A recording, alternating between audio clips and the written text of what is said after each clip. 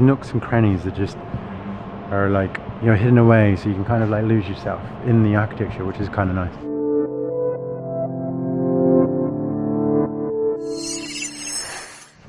So we're down here outside the National Theatre, just part of, I guess, the cultural hub of Southbank, which I would say includes the National Theatre, the BFI, and then there's the National Film Theatre. Further along is Southbank, and then there's Royal Festival. Southbank Centre, and then there's Royal Festival Hall. Or is that way? Maybe Royal Festival Hall is that way. There's a lot of things. Further down, and then on the other side, there's obviously Houses of Parliament. Back on this side again, there's the London Eye, which you can't see from here. Maybe take you down there later. As you can see, or maybe you don't know, the National Theatre is a perfect example of brutalist architecture. So the National Theatre and a lot of Southbank Centre, BFI, they're all examples of brutalist architecture, which was a kind of a school of thought, or a school of architects that was developed within the UK in about the 1950s as like a post-war reconstruction kind of effort. And yeah, quite often, like, there is another example of it, which actually is maybe more in line with what I'm about to say, which is the Barbican, which I'll probably take you to. I was going to go today, but I may take you to at another point that will give you maybe a better example of what I feel brutalist architecture kind of represents. Because within that, you have kind of almost a microcosm of various things of culture and kind of living. So what I mean by that is, you know, it does have apartments, but then it does have this, you know, they do have this kind of focus on greenery, which actually is all the way down the South Bank as well.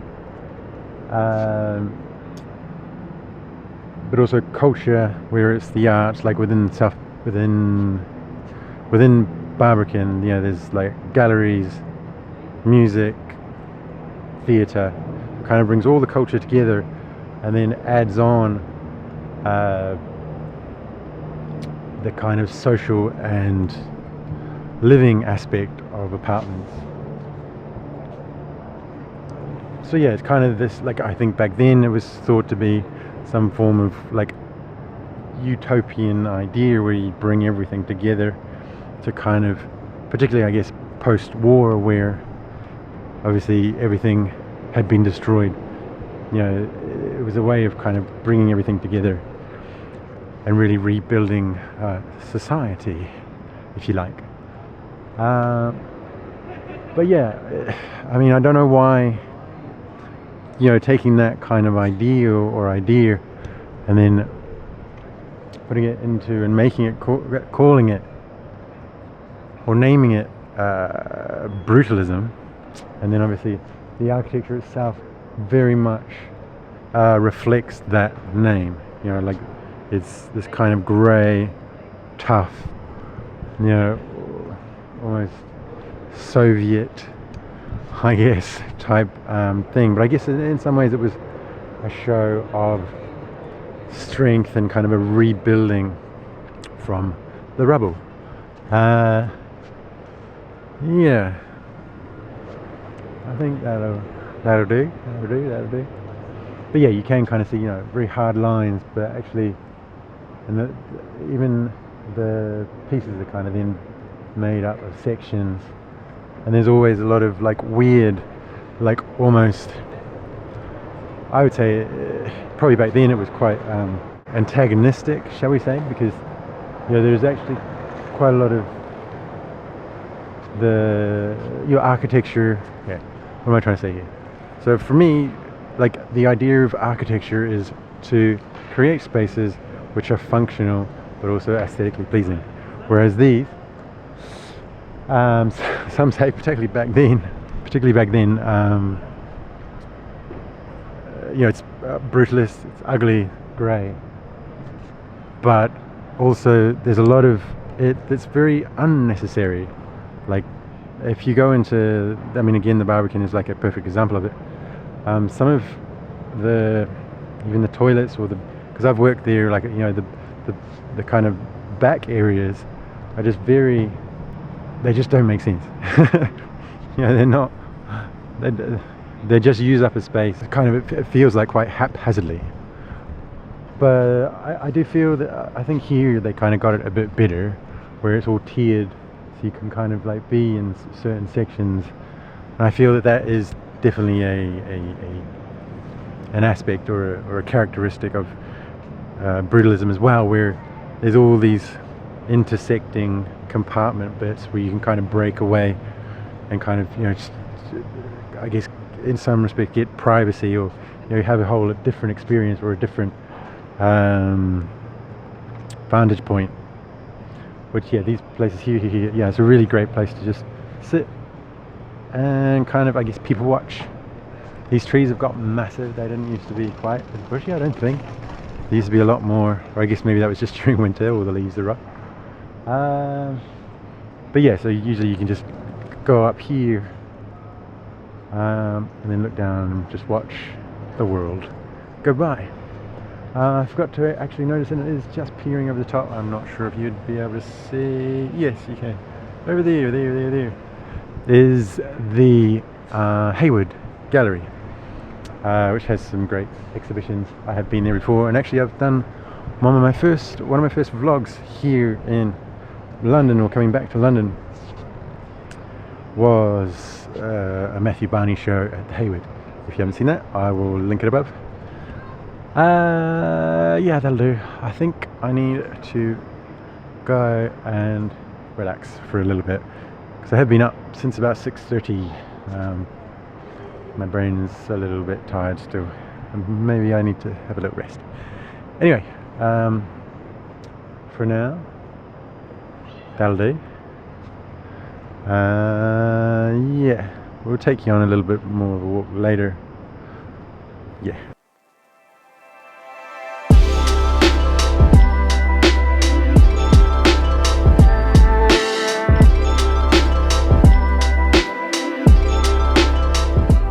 So I just gave you a few shots on the inside of, that was the National Theatre. As you can kind of see, there's kind of like these nooks and crannies that just are like, hidden away, so you can kind of like lose yourself in the architecture, which is kind of nice. You do very much feel like if you're in one of those places, you've kind of got privacy to kind of do whatever you need to do, whether it's work or chill or conversate. Also, maybe just like a random tip is, if you need to go to the toilet, which I just needed to, you can just go in, like the National Theatre there, they've got some toilets in there, and it's probably open, I think, I assume from like 9 AM to whenever 6. So I mean, I wouldn't say it's a public toilet, but if you're bussed in, then just you can go in there, because there's no real public toilets around here. Like, it is within the various facilities. I think BFI also has one, and Southbank Centre also has. So I guess all of the centres or cultural kind of venues do have toilets that you can use if you need to. Anyway, that's enough talking about toilets. It was the only reason I went in there, and then I started filming, so I thought I'd give you kind of, like a tip. Anyway, gonna go maybe have some coffee. I think it sounds like I'm blabbing enough that I need 1 or 10. Just stopped off here at Curb, which is kind of, well, the National Theatre, but I'll show you here. Curb. It also looks like there's kind of street food here, stuff, hence I guess the name Curb. Very clever. And I just stopped here for a coffee, actually, just at the coffee shop that's there. So maybe actually this is Curb and that's a coffee shop, the National Theatre coffee shop. is £3.90, which is a bit on the steep side, but it does look, I had a flat white, it looks like a proper flat white. Even done the like nice sculpture fern on there, which I really do like. Yes, coming from New Zealand, my coffee expectations, I guess, are quite high. It's always good to find a good coffee. I haven't tried it yet, but yes, it looks good.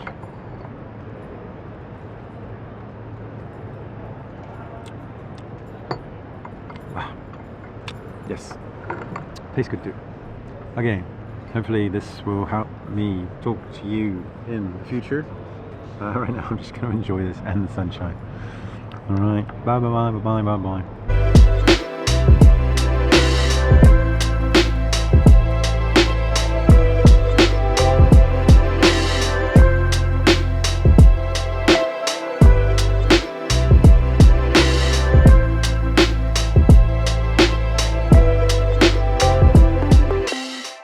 Okay, coffee done. Boom, boom.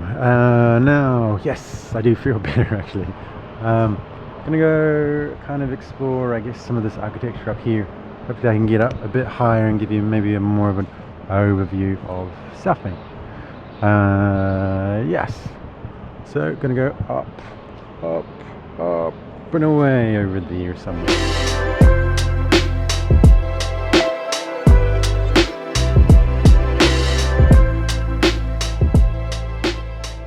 So this is kind of a perfect example of, let's see if we can get it, of what's actually here.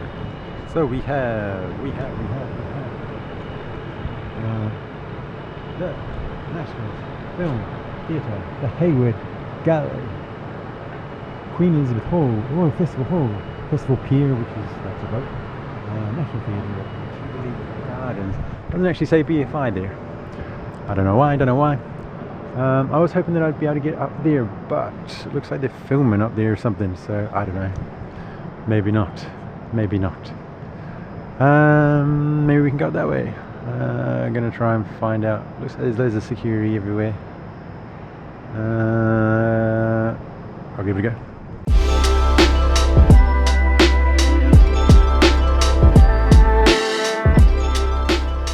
Okay, a no-go, guys. I think they're filming all the way up there somewhere. Yeah, apparently I can't go up there.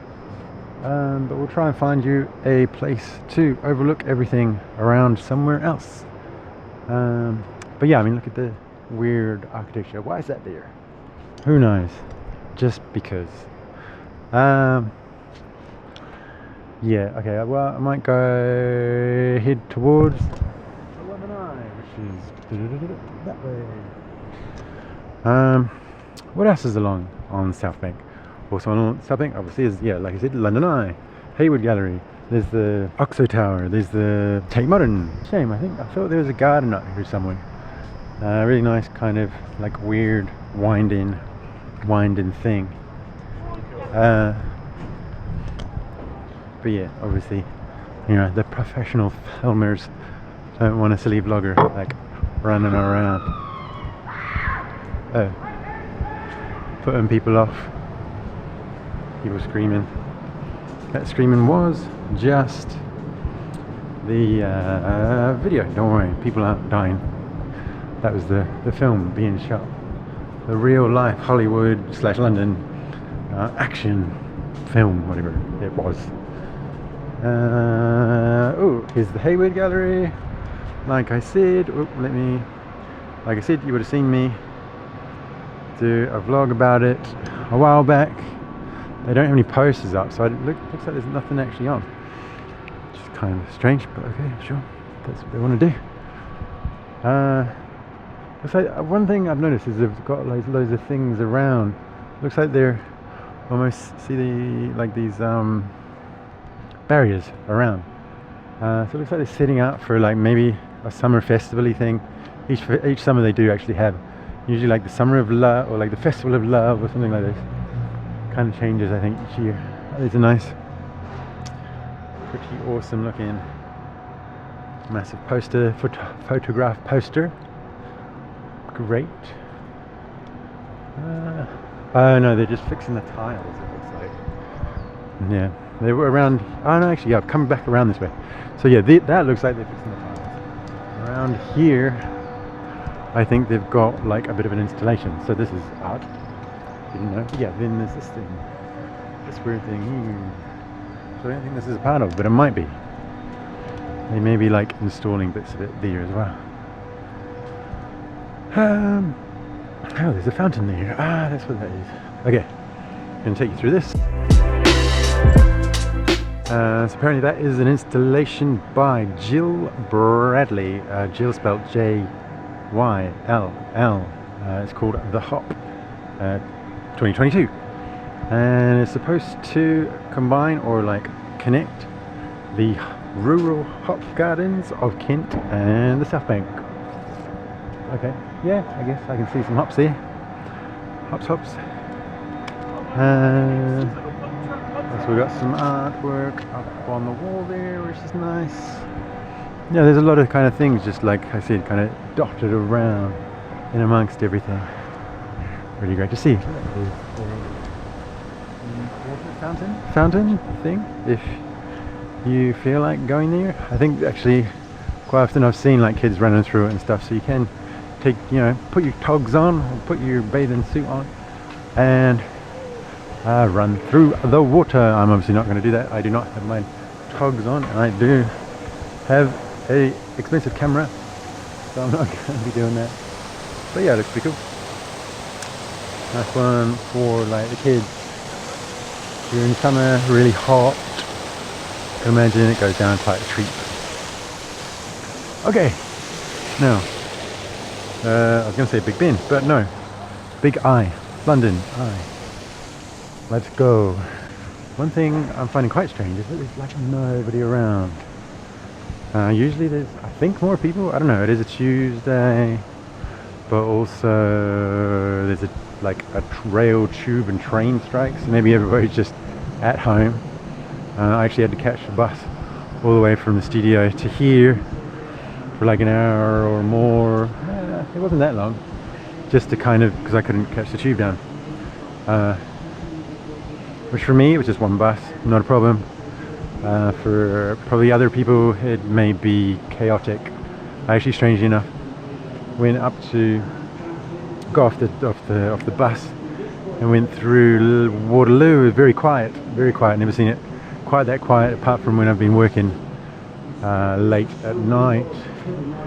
But got randomly interviewed, I think, by Al Jazeera television. So yeah, if you're, I'll try and find it. I don't know if I'll probably can't use any of it, but maybe I'll try and find it and see, have a look.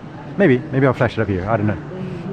I didn't, obviously I now spend a lot of time talking to cameras, so yeah, strange enough, a few years ago I probably would have shied away from that. Oh, but now, obviously cameras, blah blah blah blah, now I'm a master of it. Not really, but yeah, I don't mind cameras so much. One interesting thing down here, which I'm not going to record, because actually down there is like a sound installation artwork.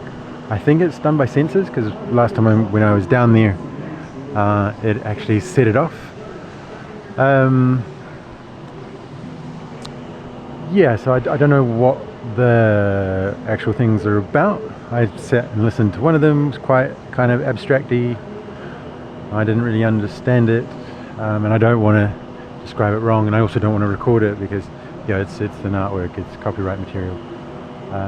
But yeah, if you're down in this section of kind of Southbank, just outside the Southbank Centre, go sit down on one of the concrete benches, and I think it just sets off the sound art installations. Great. Okay, I realise this probably been filming for quite a long time. This vlog is going to be very long. I'm going to stop right there.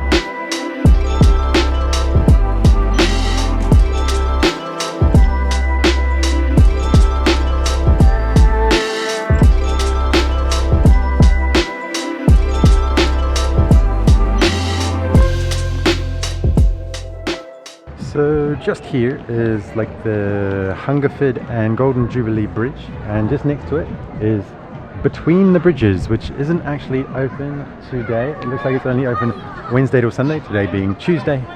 And I think usually within here, like I think they change it kind of, or at least the name of it every year, but in there I do believe there's kind of like cabaret and performance theatre, you know, probably music as well, and various kind of other cultural activities or entertainment. Yeah, and then around, you know, we've got various food stalls. There are the toilets. If you don't take my tip and want to actually pay for some toilets, go for it. Down here as well, there's some more vendors, hot dogs, burgers and things that kind of sell all sorts of food that are underneath the bridge itself. Then we have the carousel over here, which is also closed at the moment. I don't know why. And then behind we of course have which is kind of where we're heading now. I'm not going to go up London Eye, but there's like a nice little park that's just next to it, which I'm going to go and enjoy some of the sunshine. Yeah, I don't know why this is closed. Maybe it's only open at night. I know it is open at night when all the lights come on and everything. So I guess it's only open at certain times. Much like a lot of the things tend to be around here. Also quite often along here, and over this way you'll see buskers. There aren't any here now, but you know, there's usually like musicians or like street performers just kind of coming, doing their thing, raising some money for their craft. But yeah, I'm gonna go head over to this park bit after visiting the London Eye and showing you where it is. Oh, also over this side there, that's Big Ben. That is the House of Parliament. So that's where, you know, all the MPs, politicians go to hang out and probably do not much or pretend they're doing a lot, or cause a lot of problem for a lot of people, and maybe even help them sometimes when they can be bothered. Hee. Yes, don't forget to vote. Yeah, what else? I don't know. Okay, London Eye. Going to London Eye. Okay, I found where all the people are. They're in the queue for the London Eye. This is the London Eye. Magic. Actually, it was originally called, or it still kind of has a second name, which is the Millennium Wheel, because it originally was opened on the 31st of December 1999 for New Year's Eve, or the turn of the millennium, hence the name Millennium Wheel. Yeah, I've been up it before. It's pretty cool. It's pretty cool. Goes all the way up there. Goes very slow. I'm not sure how long it takes to do the full rotation. It's obviously a very popular tourist attraction. Basically you go up in one of these little pod things, all glass, and you can kind of go up and see all the way around London. What you used to have to do was get your tickets from here, but I think they've now maybe moved it to here, or even maybe you just have to do it, yeah, ticket office, maybe over there, over here. So you come from the London Eye all the way so over there, and get your ticket there, or you can get it online. I just checked how much tickets are if you are interested. They are, for an adult, I don't know, for a child, for an adult, £32.50. Yeah, I would say it's worth it to do it at least once if you are a tourist, or just if you've got like that kind of money to spend. I think it's definitely worth it. I would say it's worth it to do it. It's an experience. Yeah, I don't know, like I'd say maybe it's 20 minutes, maybe it's longer. I'll flash it up here if I can try and find how long it actually is. But yeah, it's pretty cool. It's pretty cool. I remember when I went up there probably 5-6 years ago or something. You get, if you stand facing one way, you kind of get a bit of a weird like vertigo inertia feeling, because if you look the opposite way of which it's turning, you kind of feel like you're about to fall out of the pod. I don't recommend doing that unless you're a daredevil, but you know, it's perfectly safe. I haven't heard of any accidents or problems. You know, it's 20 odd years old and I don't think there's been many problems at all. So yeah, go, enjoy, see London. It's probably one of the best views of London around. It's one of the best viewpoints. And yeah, $32.50. If you've got it, go spend it. Okay, I'm gonna go to the park next door now and just have a little chill.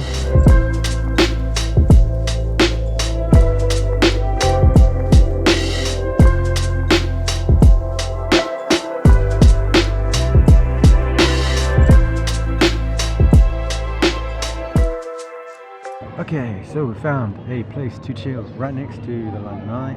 This is Jubilee Gardens, kind of nestled in amongst some trees and some buildings. Yeah, with, like I said, the backdrop of the London Eye there. I'm probably just going to chill out here, so I will end the video here. I hope you enjoyed it. I tried to kind of show you a general overview of Southbank. I would recommend coming here maybe at the weekend if you're okay with loads and loads and loads of people, but it kind of comes a bit more alive. There's a few more things kind of happening. I mean, it is only, I don't know, maybe 11 o'clock in the morning on a Tuesday on a tube strike. So yeah, I don't think I've kind of shown it to its fullest, but it's still a pretty cool place to just come and, like, on a day like today, just chill. It's nice and sunny. Yeah, there'll be like really nice food down there. You know, if you like the theatre, you know, go check out some of the cool shows that are on down at the National Theatre, films that are on at BFI. Go to the London Eye, go to the Hayward Gallery, go to, what else have we got? Something else, Southbank Centre for some music. Yeah, it literally has just everything here in a cultural kind of melting pot for you. Yeah, that'll do. So, you know, if you enjoyed all this, maybe consider subscribing. Do leave a like. Put a comment down below, like, have you been here before? Are there any shows, movies, experiences that you've had here or that you want to have here? Let me know in the comments down below, and I'll see you guys on the next one. Until then, keep on drifting.